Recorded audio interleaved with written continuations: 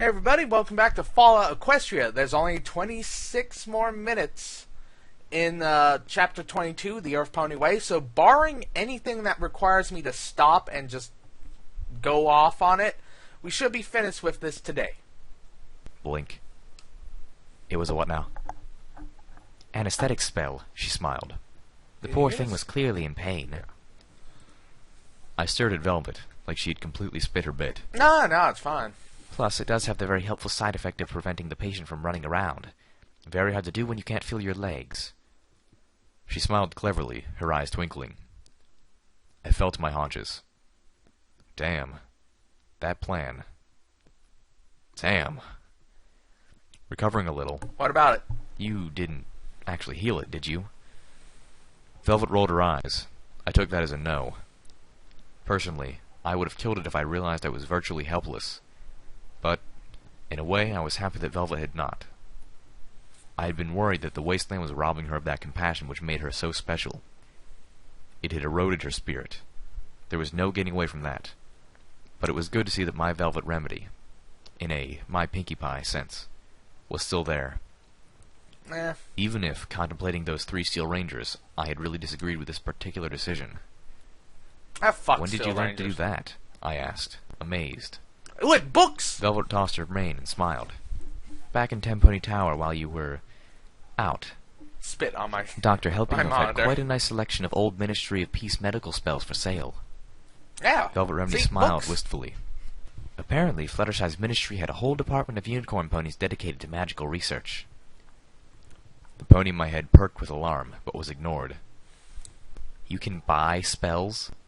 Scrolls! Velvet Remedy nickered. Enchanted items. If by that you mean barter for tutelage, then yes. But Dr. Helpinghoff was an Earth pony. Yes, you racist? Velvet patronized. But his assistant was a nice unicorn buck. Anyway, don't feel too bad. I doubt you've missed out on anything. All the teaching in the world won't help if you don't have a natural talent for the type of spell you're trying to learn. I'll never be able to cast lightning from my horn, or turn a rock into a top hat, or conjure a door out of thin air. No matter how many bottle caps I try to spend. That lightning from the horn just flashed to Season 3, where Trixie tried to kill Rainbow Dash with the Alicorn Amulet with that lightning spell. You called too much shit, K-Cat. For hours I try to learn. Entertainment and medical spells are my gift. I tried not to visibly droop. Yeah, and mine is to do the same spell every single other unicorn can do. The first one we learn. Are we really sure about that? Is that how it works?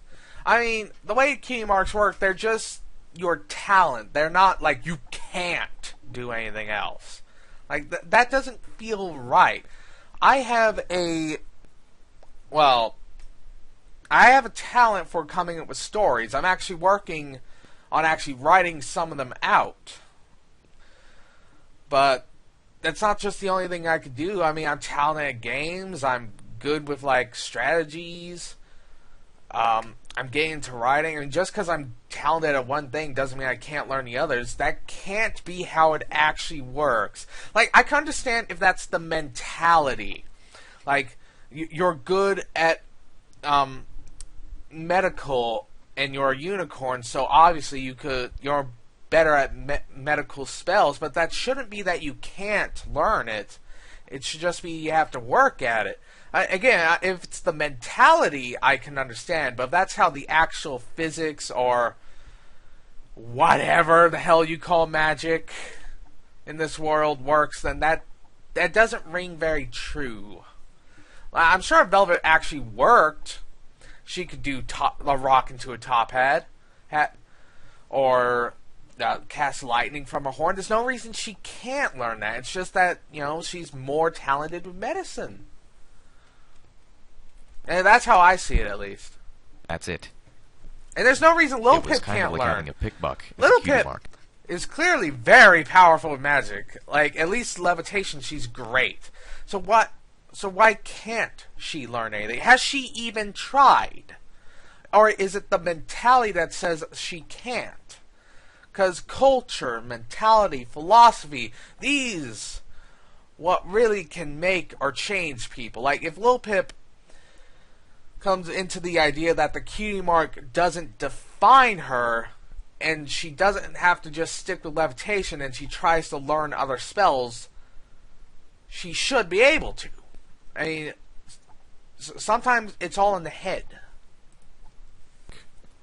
The epitome of non-special. No, Velvet's voice chided. Your gift is to do that spell better than any pony else in at least 200 years. I gave her a weak but thankful smile. That did make it sound better. Sorry about this, Calamity said as he hung from the harness, wings drooping. The entire Sky Bandit was wrapped in a soft light of my levitation spell, glowing against the darkened sky as I drifted us slowly towards a freestanding section of overpass 3 piers long. It looked plenty sturdy, and should be safe from hellhounds. A place to spend the night. No need to apologize, I insisted. Calamity had been flying for hours on end, with only the stop at the hippocampus energy plant to take a break. I envied the Pegasus's endurance. "I'ma get up and go," Calamity bemoaned. "Just kinda got up and went." He looked out towards the standing chunk of overpass. "You gonna make it that far?" No sweat. Actually, much sweat. I was already beginning to feel the strain, and the overpass was at least half an hour away. Goddamn, I would have said there was no... That's the one thing you never think of in Fall. Like, how stinky is the main character? Like, damn. Wow, that's one thing I never even thought of before. Shit. No way I could hold on that long. But after all Calamity did, I'd be damned if I couldn't find the fortitude to take us this tiny bit farther. We moved across the sky with aching slowness. I still can't believe, I fretted. I mean, the idea that you could barter for spells never even crossed my mind. I let out a sigh. I guess that explains why Velvet Remedies are a diplomat and master trader. Well, it's more that you're bartering for tutelage rather than spell. I mean, they're not spell scrolls. This ain't D&D. This ain't a Pony Finder. Man, I actually have a couple Pony Finder stories from Film Fiction on Read later. I gotta get to that.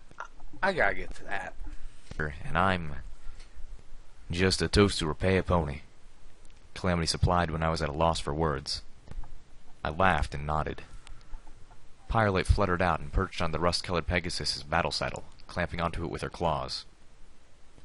She spread her wings and flapped, as if with my magic in place she could hope to pull the Sky Bandit herself. Oh, she's adorable. Drat, Calamity chuckled. Pretty soon, y'all won't need me for anything. My eyes widened in alarm. What? Don't say that.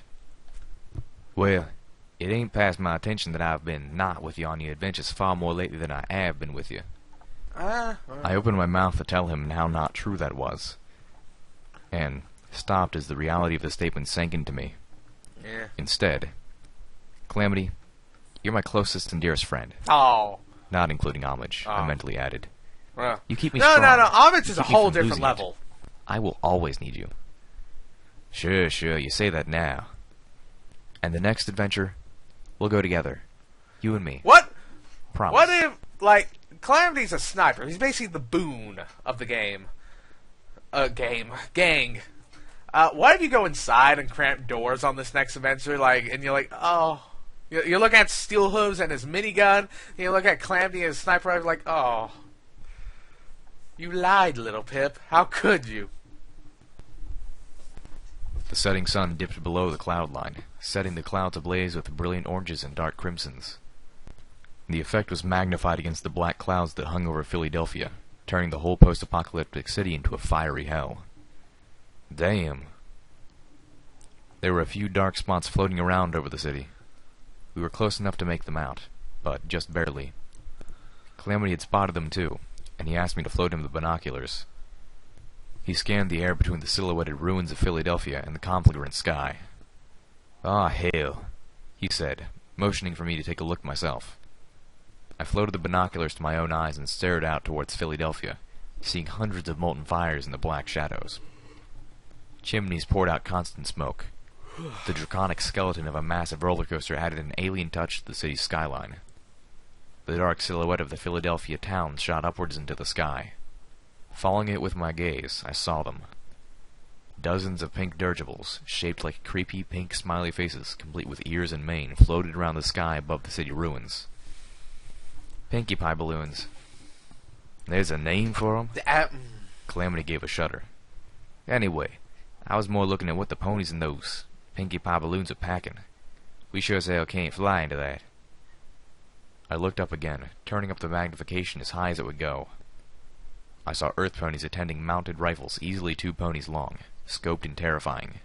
Anti-material They rifles? were what my sniper rifle would be when it was all grown up.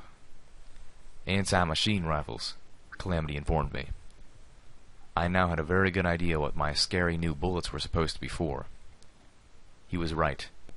Taking the Pegasus-pulled bomb anywhere near that skyline was a death sentence. From here on in, we walked. We'd be sneaking into Philadelphia by hoof.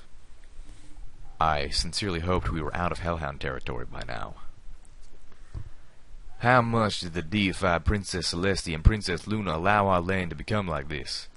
How did the mayors and the ministries allow the greatest and most glorious nation in the world to die in balefire and agony? The answer is quite simple.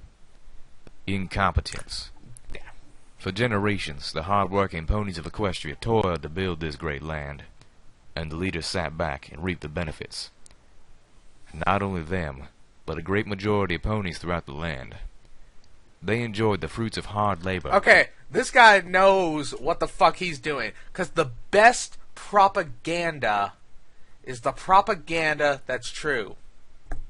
Okay, just make sure I'm actually using the mic and not the thing. Everything he just said is true. And parts of it I actually agree with. I especially like the part where he said deified princesses. Because that implies that, no, they're not actually gods. We just deified them as such. Which is something I believe the fans have done. And it's pretty clear is actually the truth. And, you know, I can understand why the ponies and fans would do it. If we humans had a benevolent sun goddess who was very motherly and caring and tried to do the best for us, we would deify her. It doesn't matter if she's actually a deity or not. We would deify her. So that's a good line. And oh man, the best propaganda is the propaganda that's true. Red Eye is killing it here. I love... This sounds weird, especially from such a liberal guy like me, but I love propaganda because not only can you get some fucked up shit, you can get some hilarious shit. And you can actually get, on occasion, some thought-provoking stuff. Without lifting a hoof themselves. They lay back, slipped on clouds, idled their days away like parasites, feeding on the sweat of the workers. Workers like you. Oh. Workers like me. Like you? They became selfish and lazy. And laziness, my little ponies, breeds stupidity. The destruction they brought down on us was, in a word, inevitable. Yeah. They couldn't do any better, because they weren't any better. But today, we all work. And tomorrow, when our toil is done, we will step forward and be accepted into the loving embrace of the goddess and be transformed. And in the coming unity, we will all reap the rewards of our own brows. God damn it, he's a servant of the master, and he's going to try to help transform everyone into alicorns, because alicorns are suit mutants, which means it's got to be a fed virus, and the goddess is the master, and I'm hoping it's not Twilight, but it's probably going to be Twilight. God damn, everything's become a shit show. Together, as equals. I shut off Red Eye's broadcast. Somehow, they always left me feeling twisted inside. Because he's a good orator, I don't know. I always read the word, I don't know how to pronounce it. But, because that's the thing, he layers his propaganda with heavy truths. That's how he gets you, because you can't really deny anything. And I'm starting to get a very big worry that Red Eye's a true believer. Because, honest to God, true believers are fucking scary. There is nothing they will not do to you to get their goal. I would rather fight a false prophet than a true believer. Jesus. They're scary. Like, my mind goes to dark places, so I know the kinds of shit that a true believer might actually go to get their goal. And if Red Eye, in charge of all these rapists, slavers, and a industrial, probably the only real industrial center left on the wastelands of Equestria, that's fucking terrifying. No, kill him. Just shoot him. He was unpleasantly convincing sometimes. A steady diet of this fodder, and I might find myself biting his poisoned apple. Calamity had collapsed from exhaustion the moment we touched down on the overpass and was snoring softly nearby. There were other vehicles up here, including a large Sunrise Sarsaparilla delivery wagon that had been headed towards Philadelphia. A faded painting of a smiling Celestia watching over happy sarsaparilla drinkers adorning its side. How much was she getting paid for that? I gotta know. Of camouflage-painted chariots were abandoned on the far edge, part of a military convoy, the rest of which was crushed and buried under the collapsed section of the overpass beyond. I wanted to poke around, explore, but I'd promised Calamity. And while looking in the backs of a few wagons wasn't really an adventure, I was sure he'd be sore with me if I didn't wait for him. With good reason. Velvet Remedy was asleep as well. Pyrelate was perched on her shoulder, plumage seeming to glow in the dying light. The Balefire Phoenix looked proud and, if it wasn't my imagination, possessive. Steelhooves was on guard again. I didn't think I'd ever seen him sleep. Did ghouls even need sleep? So much I didn't know. You just ask. I like you, I said, smiling to the mythical bird. You're... It's the word that came to mind was Philomena, simple, isn't it? But after my mistake with It was Velvet Remedy Celestia's earlier, bird. I was watching my choice of vocabulary. Straightforward. I don't have to worry about any hidden agendas or dark secrets with you. You watched us. It's Philomena, and it has a horrible dark secret. Because irony is the best. Dare I say out of curiosity? If so, it's something we have in common. The Balefire Phoenix let out a pleasant whistle. Velvet Remedy helped you, and you decided to stay with her. Friendship. Pure and uncomplicated. The Phoenix preened.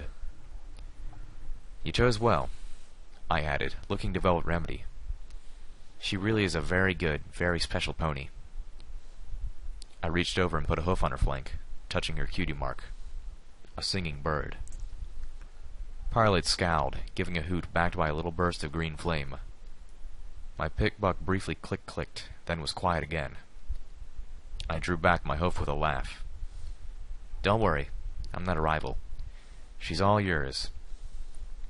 A touch chagrin, I added. You gotta admit him. Maybe I would have once been, but things have changed. The green and gold phoenix cocked her head. I found a way to explain. Velvet put me in a cage. It was for my own good.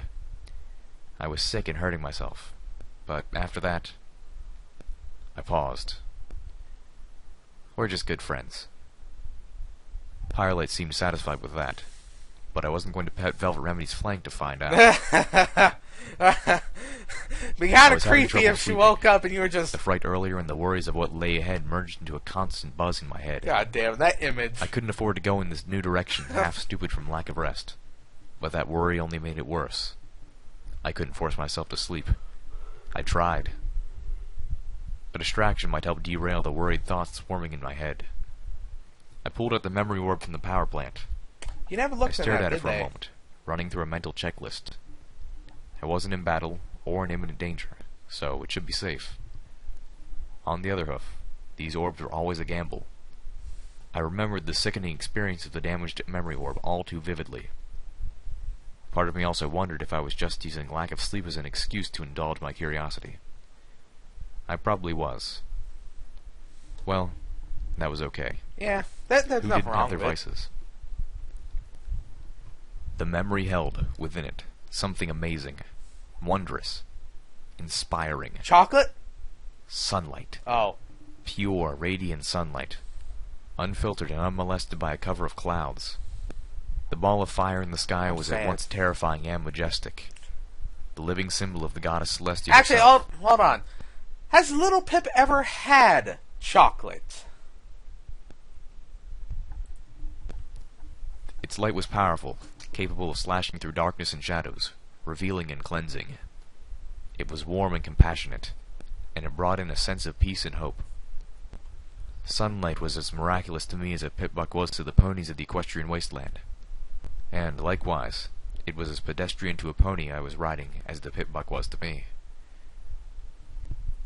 I was standing on a balcony with several smartly dressed gentle stallions, staring down into a huge sunlit foyer lined with clear windows of glass that rose at least 3 stories in height. The scene outside was idyllic. Colorful ponies, finely dressed, went about their business along cobblestone sidewalks bordering a boulevard of grass. A geometrically perfect field of green, divided in precision shapes by cobblestone paths, and a huge reflective pool. The buildings on the other side were largely obscured by trees, but I could tell that they were as regal and impressive as the one I was in. Balconies and mezzanines arced around the airy open atrium. Large gardening boxes held full-grown apple trees, and everywhere ponies moved about busily. After looking about briefly, my host focused on the light-colored marble floor below, where a throng of ponies were causing a disturbance. It was a small mob, pressing in towards the single figure in the center. A zebra. Go back where you came from. Did you think you could just trot into the ministry? Better wiped than striped. Oh! What are you doing here? You a spy? That was A voice fucked rang out up over the slur. crowd as a familiar orange pony with a blonde mane and tail came trotting down the arcing stairway. Simmer down, Sally. Zakora ain't no spy. Applejack reached the throng and quickly dispersed the ponies, who grumbled as they went back to work. In just over a minute, it was just her standing alone with the extremely out-of-place zebra. Other ponies were giving them a wide berth, shooting stares. Applejack shot back even better stares, causing several to shy away, picking up their pace. Finally, she turned to the zebra, looking deeply apologetic. Zakora, you know you really ought to not be walking around like that. Tain't safe these days. I thought I could visit a friend, the zebra replied in an exotic and strangely poetic voice. I should have known this was how it would end. Well, there's a war on, Applejack said reasonably. She lifted a hoof to scratch beneath her ear, looking embarrassed. Ponies hate and fear me still, no better than in Ponyville.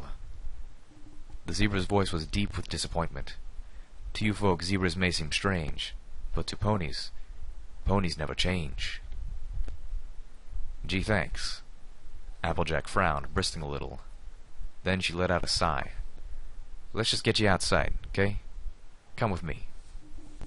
Applejack paused, looking around the huge atrium.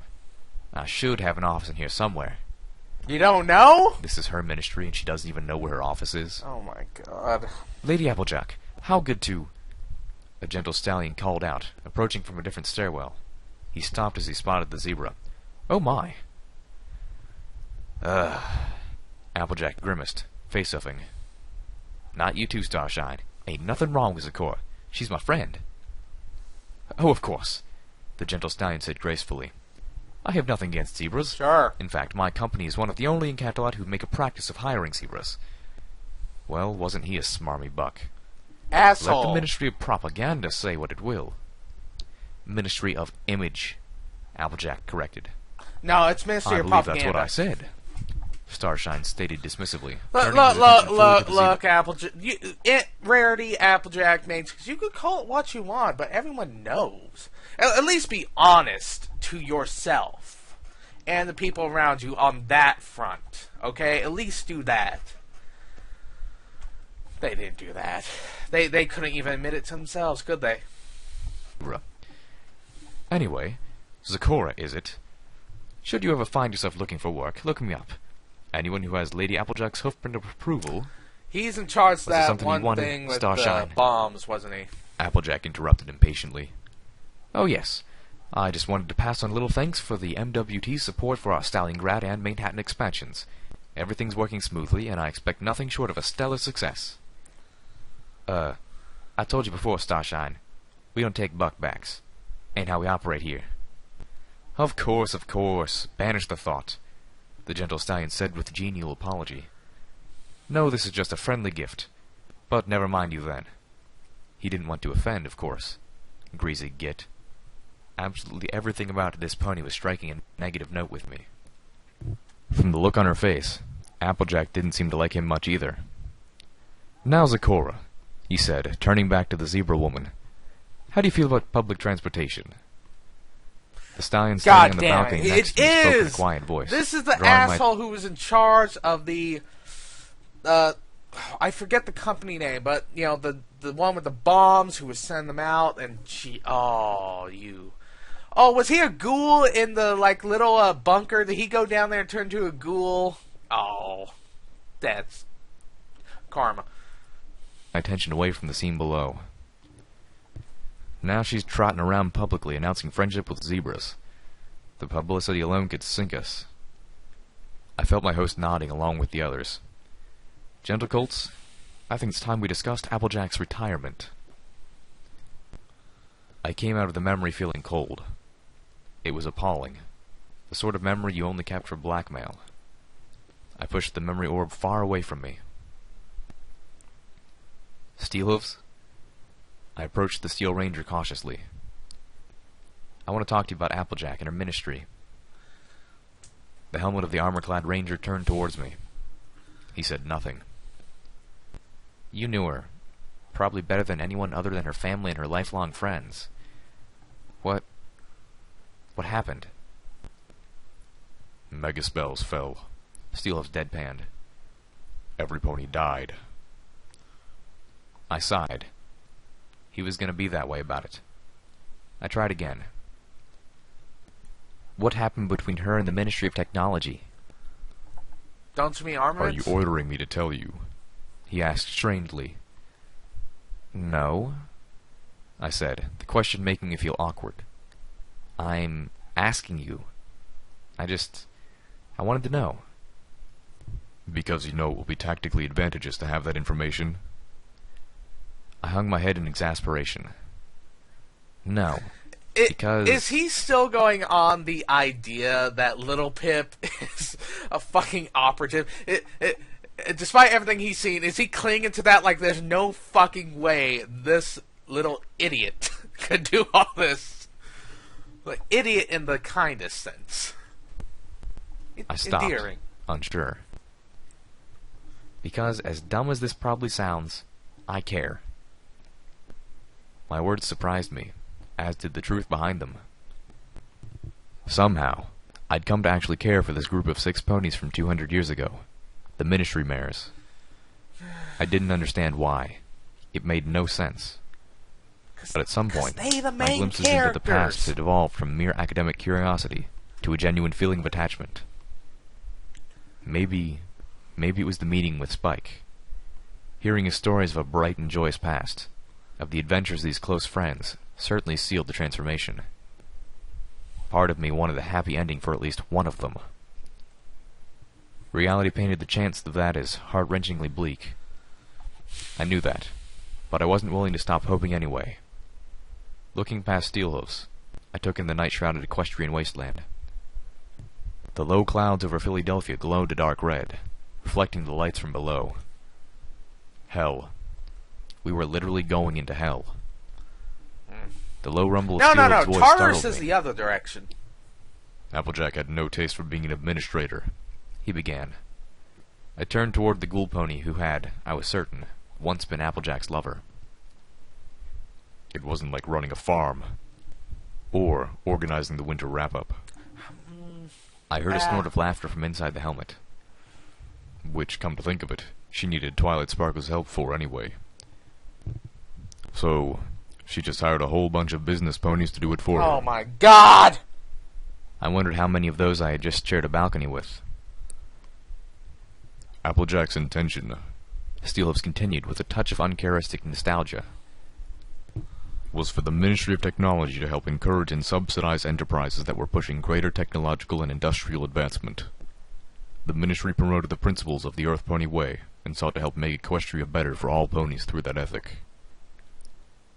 Steelhooves was looking out at the horizon. The problem with the whole Earth Pony Way is that Equestria was not founded just by Earth ponies. It was a combination of the 3 tribes, the unicorns, the Pegasi, and the Earth ponies. Not just the Earth ponies, not just the Pegasi, not just the unicorns. It was a combination effort and unity of the 3, trying to push specifically Earth Pony ways is putting Earth Ponies above the other two and saying that they really don't need... Oh my god, it's a fucking mess. Like, I don't have time to go into it.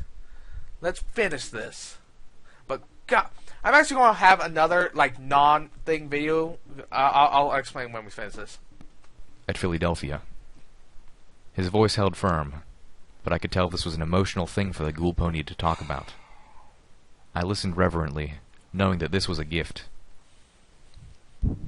Applejack didn't want to stick her hooves into any other pony's business, any more than she wanted any pony messing around with her farm. She believed in the inherently good nature of ponies, and felt they should be left to the guidance of their own virtues. He turned to me suddenly, a note of bitterness creeping into his voice. The problem is, industries and corporations aren't ponies. They don't have a good nature. They're like mainframes, calculating risk and profit. If the numbers are strong enough, they throw baby fillies into the gears of their own machinery to grease the flow of capital. I suddenly found myself thinking of the Crusader mainframe in Stable 29. Okay, good comparison, actually, but the problem with that is, even though I'm a socialist, corporations and companies may not be people, but they are run by people. So, the baby filly part, that's a reference to goddamn Rainbow Factory, isn't it? Oh, I fucking hate that shit. But, no, they probably wouldn't, because the people in charge... and the workers. My problem with things like Rainbow Factory and that whole thing is about it kind of assumes that people are inherently evil when we're not. We're not inherently good either, but we're not inherently evil. You know, and when it comes to things like baby kids, we have an instinctual nature to protect those. Okay, I don't have time. I'm already going over time. When Applejack returned to the Ministry of Technology after the death of her brother, her only intention was to focus the efforts of the Ministry for as long as it took to create a new, better suit of armor. One that would not fail to protect a pony like Big Macintosh's armor had failed to save him. But, the longer she stayed, the deeper the pit of horror she began to uncover. What wasn't corrupt was out of control, and so she tried to fix things, tried to put bit and reins on development, regulate corporate misconduct. Steelhose fell silent, staring at me for a long time. I felt he was assessing my understanding, and perhaps, with it, my worthiness of this gift. Finally, he finished by adding, "And that's not something any pony was going to be happy about. And that, some ponies wouldn't stand for." Do you know what word I hate more than any other? Slave. Yes, we are all bound in the chains of industry, but even more, there is a great chain that holds us together. It is the chain of mutual responsibility. Okay, see, the thing is, while he had me with his earlier broadcast, the second he mentioned he hated the word slave, I'm like, fuck you. Like, just fuck you. You lost me. He lost me with that. Because, like, fuck you. I cannot even describe what I'm feeling when he starts his book. He has slaves. He enslaves people. And now you're saying that, oh no, we're all... Fuck you! My God, I have such a pit of hate for these kinds of... Admit to it, okay? I'll hate you regardless, but you might earn a little respect if you just admit to your bullshit. Okay? Go. And to break free of that chain is to become nothing better than a raider, the most loathsome and repugnant sort of leech on our great Equestria. If I'm a slave because I am not independent of virtue and accountability to my fellow pony, then I do not want freedom. The freedom to be worthless, destructive, unproductive, licensed to abandon the future that only together we may achieve. This is not liberty. It is anarchy at its most vile. And the good, hard-working, and honorable ponies of Equestria will not stand for it. Will you? Raiders are the epitome of the sins of the past. Selfish, lazy, greedy. They take what they cannot build for themselves, and they destroy what they cannot take. They infest the equestrian wasteland like termites, chewing away the already frail bones of our once great nation. They even skitter about in the ruins of Philadelphia, chittering just outside the wall. Rest assured, my little ponies, that when the rebirth comes, there will be no room for such harmful and parasitical insects in our new world. Those who do not join the Unity will be crushed under our hooves, stamped out, once and for all. We may not even have to wait that short time. Even today, the glorious army of the children of Unity grows stronger, mightier, and the goddess, she sends out her children, created in her image, to scour the wasteland. Yes, to those of you out there who are termites, to the raiders, to the steel rangers and cannibals, I have this to say. The Purge is coming. Oh, fuck the Purge. We got 5 minutes, so I can talk a bit. Okay. Fuck you, Red Eye. You're not a slave. You don't have an explosive collar around your neck. Fucking hypocrisy gets me so bad. Like, oh.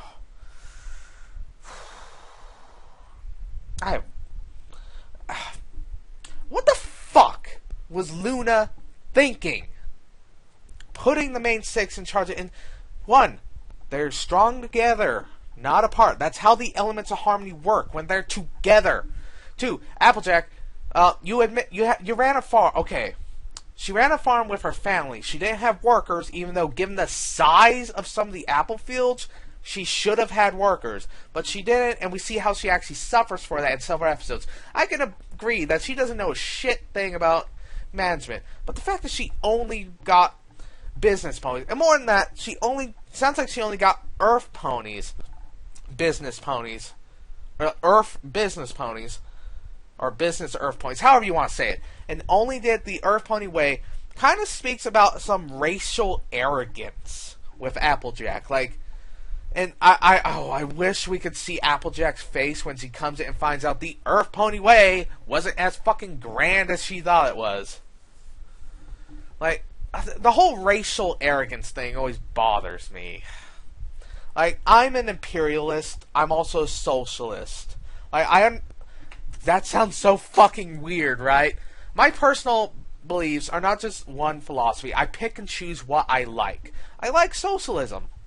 You know, Scandinavia, socialism, Canada, that kind of stuff. I also enjoy the ideas of imperialism and autocracy. So, I can't, like, really explain my beliefs, just something I build up myself, so... But, oh my... There's so much fucking wrong! I can't talk about it all! So, I said I was going to explain, like, the video I'm doing. So, what's happened is I realized that I missed the chapter quote for last chapter and this one, as well as the ending stuff for, like, the level ups and perks. So I'm going to go back and do that, and I'm going to bring up something, like, either last video or the video before. I had an idea, but I forgot. I remember it now. So after we do the chapter quotes for this and last chapter and the level up stuff at the end, I'll start talking about that idea and how cool it would have been to see it implemented in this world. And the fact that it probably could happen in this world. But that's it for now. I gotta end this before we hit 40 minutes.